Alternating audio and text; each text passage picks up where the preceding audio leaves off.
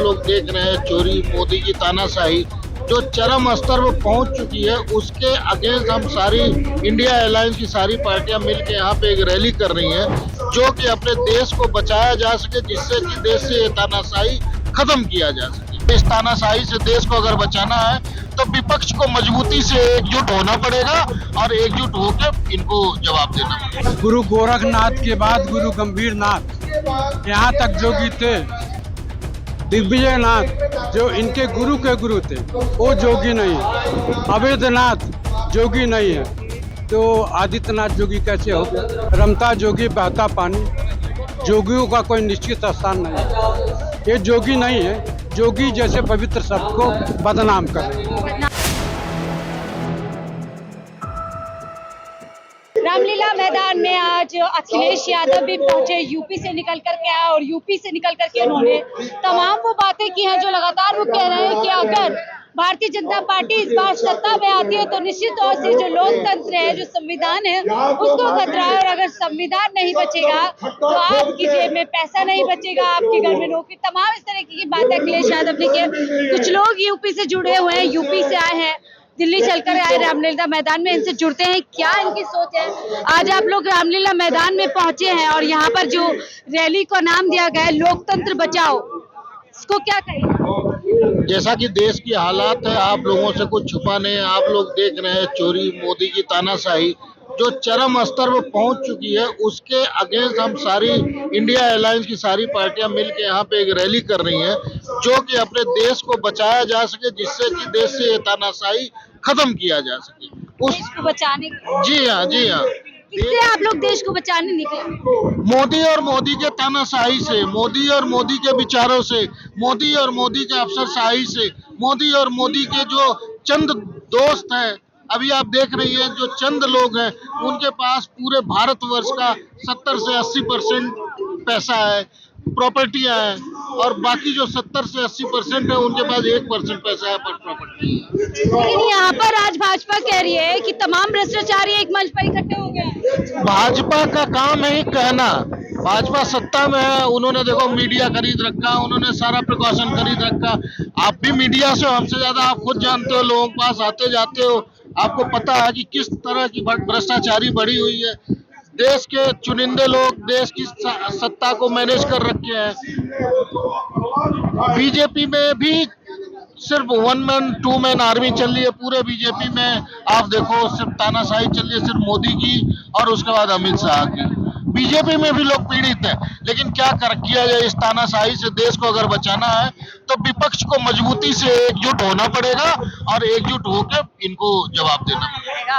रामलीला मैदान में आप मौजूद है, यहाँ से कई संघर्ष किए गए हैं, कई परिवर्तन इस मैदान में लड़ाई लड़ी उसके बाद आए। लगता है आज 2024 का चुनाव जब सर पर है, ये महारैली कुछ तस्वीर देश के अंदर। बिल्कुल, जिस प्रकार से रामलीला मैदान का इतिहास में अगर आपको बताऊं तो आज से 10 साल पहले, 12-13 साल पहले भी एक बहुत बड़े जन आंदोलन की शुरुआत हुई थी। उसके बाद एक आम आदमी पार्टी निकल के आई। आज आम आदमी पार्टी एक नेतृत्व कर रही है जो पूरे भारतवर्ष में मैसेज जा रहा है कि किस प्रकार इस तानाशाही के खिलाफ लोकतंत्र को बचाने के लिए सारे एक हो रहे हैं। और यहाँ आपने देखा होगा किस प्रकार सिर्फ दिल्ली से ही नहीं, दिल्ली के देश के अन्य राज्यों से भी तमाम साथी, तमाम लोग और दिल्ली की जनता निकल के आई है। और आप देखिए किस प्रकार खचाखच भरा हुआ है रामलीला मैदान। हमारे तमाम नेतागण, सीनियर नेतागण, तमाम अन्य दलों के नेतागण, ये सब आए हैं एक पटल पे। और बात सिर्फ एक ही रखी जा रही है कि जिस प्रकार इस नरेंद्र मोदी जी के 17 साल के कार्यकाल में आम जनता के लिए काम कुछ भी नहीं हुए। आम जनता को क्या दिया? राशन और 2000 रुपए, वो भी साल में एक बार। और मिलता क्या है? मिला और अपने लिए क्या रखा? हर जिले में एक ऑफिस जिसको ब्लॉक स्तर पे लेके जाएंगे, और 5 स्टार ऑफिस, छोटे मोटे ऑफिस नहीं, हर जगह जमीनें खरीद ली गई। इनके पार्टी के बड़े बड़े चंदे मिले और उसके एवज में बड़े बड़े धंधे दिए गए। ईडी को लगा के वसूली केंद्र कर दिया गया। हाँ, ये जरूर है, सड़क से वसूली खत्म हो गई, लेकिन ये काम भाजपा ने ले लिया। भाजपा अपने चंदे वाले दोस्तों को कहती है चंदा तो ईडी भेज दूंगी, और विपक्ष को कहती है अगर आपने चंदा नहीं, अगर आप बीजेपी में शामिल हो जाते हो तो ठीक है, नहीं तो जेल चले जाओ, ईडी लगा देंगे, सीबीआई को डराया जा रहा है। एकदम खुली सी बात है। आप देखिए ना, ऐसे तमाम उदाहरण है। अभी कल के अखबार में मैंने पढ़ा, प्रफुल्ल पटेल 6 महीने बाद उन्होंने सीबीआई ने क्लोजर रिपोर्ट फाइल कर दिया। अभी कुछ दिन पहले मैंने पढ़ा था 2G केस को जो बंद हो चुका है उसको ओपन करने के लिए हाईकोर्ट में केस डाला गया है। अभी कुछ दिन पहले आप देखिए ये छजलन भुजलाल जो मुंबई से है, उन्होंने क्या करा, भाजपा में आए, उनकी फाइल खो जाती है। ईडी आके कहती है साहब वो फाइल क्लोज हो गई, हमें मिल नहीं रहा, इसलिए आप छोड़ दें। जांच एजेंसियां भी सरकार के इशारे पे काम। ये बहुत दुखद बात है कि आज की परिस्थिति में जांच एजेंसियां एक पार्टी व्यक्ति विशेष के लिए काम कर रही है, और हमेशा निवेदन करते हैं उन जांच एजेंसियों से भी कि आप संविधान के लिए काम करें, मोदी के लिए काम मत करें। मोदी आज है, कल को नहीं है, जीवन किसी का नहीं है। मैं भी आज कहाँ सीट छोड़ने वाले हैं, तीसरी बार का दावा कर रहे हैं और उसके बाद कह रहे हैं कि अब कांग्रेस तमाम विपक्ष की जो एग्जिस्टेंस है, अस्तित्व खत्म हो गया। देखिए, ये जो दावा कर रहे हैं इसी की तो लड़ाई है, यही तो तानाशाह है। दावा करना ही तो तानाशाह, ये तो लोग तय करेगा ना। जनता के भरोसे पे ही तो बोल रहे हैं। कहाँ जनता का भरोसा? उन्होंने कहा कि भाई 400 आ रहे हैं जी, कौन सी सेटिंग है, कौन सा दबाव है? अच्छा आप बताइए, अगर 400 आ रहे हैं, इतनी मेहनत मशक्कत करने की जरूरत क्यों पड़ रही है?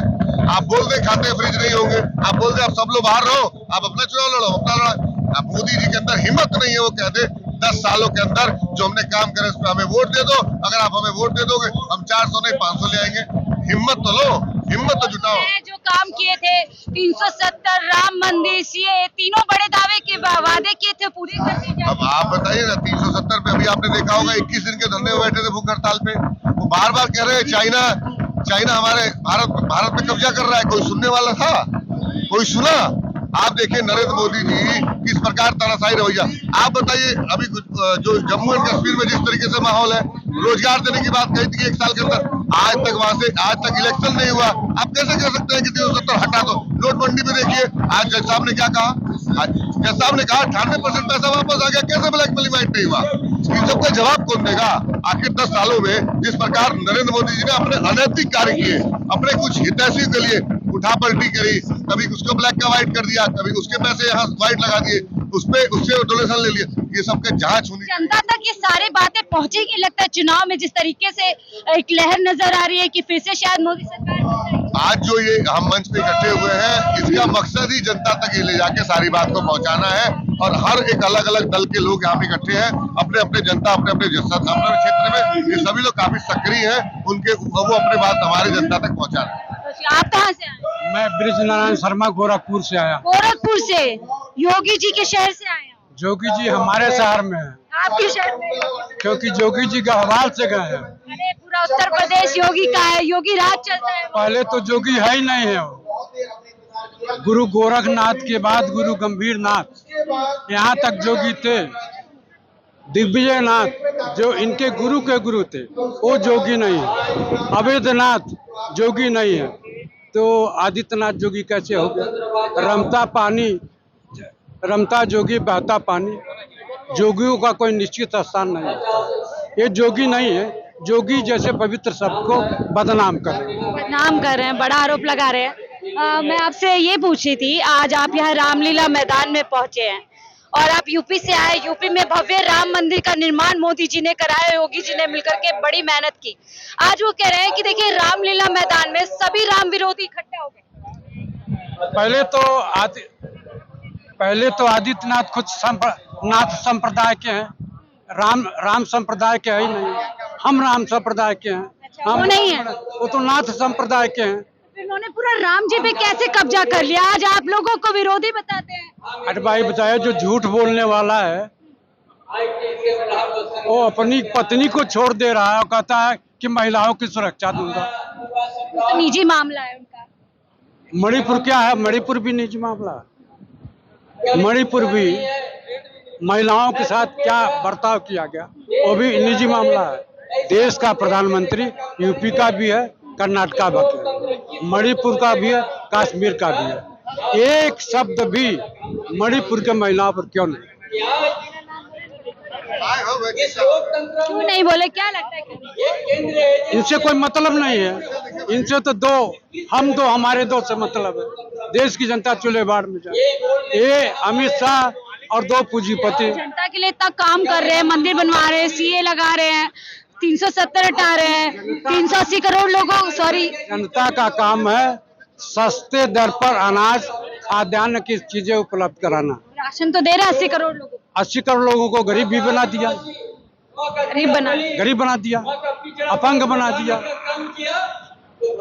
चिकित्सा स्वास्थ्य, शिक्षा, ये आवश्यकताएं हैं। आप पढ़ लिख कर और कोई अच्छी नौकरी न पाए, इसका क्या मतलब है? शिक्षा महंगी हो गई, शिक्षा का निजीकरण। आत्मनिर्भर बनाना चाहते हैं मोदी जी देश के लोगों को, अपना अपना धंधा खोलिए, पकौड़ों की दुकान लगाइए। तो पकोड़े का दुकान जो है, ग्रेजुएट आदमी दुकान लगाएगा, ग्रेजुएट अपने अनपढ़ आदमी देश का प्रधानमंत्री होगा। काबिलियत पे बने हैं, अनपढ़ है तो क्या हो, काबिलियत तो है। काबिलियत क्या है, वो सब पैसे पर हुआ। हाँ, काबिलियत पर होता तो चीन के खिलाफ एक शब्द नहीं बोलते। एक शब्द चीन के खिलाफ बोलते हैं। हमारी तुलना अगर पाकिस्तान से की जाए तो हमारी शर्मसार बातें हैं। हमारी तुलना कोई पाकिस्तान से नहीं हो सकती। पाकिस्तान इतना। आखिरी बात पूछूंगी आपसे, क्या लगता है ये महारैली जो आज हुई है, सारे नेता वहां से एक तरीके से आवाज लगा रहे हैं कि लोकतंत्र बचाओ, असर पड़ेगा देश में? निश्चित रूप से बेटा इसका असर पड़ेगा। इसलिए पूरी देश की जनता मोदी की जुमलेबाजी। मोदी जी आ रहे हैं या जा रहे हैं? जा रहे हैं। मोदी कहते हैं ना कि मैं 400 पार, मेरी गारंटी है वो 200 पार नहीं हो पा रहे हैं। आप जी क्या कहना चाहते हैं? 4 PM को बहुत बहुत धन्यवाद, देश को पूरे को जगा दिया। आपसे एक और प्रार्थना करेंगे, मैच फिक्सिंग। अभी तो मोदी ने चुनाव फिक्सिंग कर दिया, मैं सबूत के साथ कहता हूँ, चुनाव फिक्सिंग हो चुका है इधर उधर से। कहाँ कितना EVM में किसको करना, क्या करना, कृपया करके आप लोग ही, अब आप पे ही बचा, बाकी कहीं कुछ नहीं। या तो आप पे या चंद्रचूड़ पे बचा, अगर ये देश बच सकता है तो। मैच फिक्सिंग हो चुका है। मैच फिक्सिंग हो गई है। हाँ, कुछ विपक्ष के नेता को जो मिला रहे हैं ना, उनसे बात कर रहे हैं कि आप 5 आदमी को अपने नाम दे दो, तुम्हारा भी फिक्स कर दूंगा पार्टी, तुम्हारी फिक्स कर। मैच फिक्सिंग है इस बार, चुनाव फिक्सिंग है। क्या भविष्य देश का होने वाला? भविष्य क्या होना है, मैच फिक्सिंग है। जिसको चाहेंगे, जितने लोगों को, पक्ष या विपक्ष में जिसको मोदी चाहेगा वही जीतेगा। ये मैच फिक्सिंग यही है। क्यों रैली हो रही है? क्यों करना तो पड़ेगा, रैली नहीं। अगर आप जगाते रहोगे ना सब लोग, तो वो चीज जाएगा, लठ उठाना, जनता लठ उठाएगी। अब आखिर में क्या करेंगे? कहाँ सुनते हैं लोग तो बड़े बड़े चैनल देखते हैं, उनकी सुनते हैं, उस पर रोज मोदी मोदी होता है। नहीं, मोदी तो उनको आदत पड़ गई है बहुत। कुछ लोग अभी जग चुके हैं, तेजस्वी है, राहुल गांधी है, अपने चंद्रचूड़ जी हैं, आप 4 PM है, कुछ जगह ऊपर वाला कहते हैं ना, जब जो कुछ सत्यानाश हो अंत तो आता है, बुराई का अंत तो आएगा। अब ये मरते मरते पार मार रहे हैं मैच फिक्सिंग वगैरह। अगर मैच फिक्सिंग हो गया, ये सरकार में आ गए तो जनता लट्ठों से मारेगी इनको भी, और उन नेताओं को भी जो फिक्सिंग में है, उन अधिकारियों को भी जो फिक्सिंग में है। देश के अंदर कुछ नेता, कुछ अधिकारी मिल करके कुछ बड़े व्यापारी फिक्सिंग कर लिया है। कर रहे हैं। आप क्या कहेंगे? पोस्टर हाथ में है, ये क्या है? देखिए, ये मोटा है। केजरीवाल जी का पोस्टर, केजरीवाल जी का मास्क।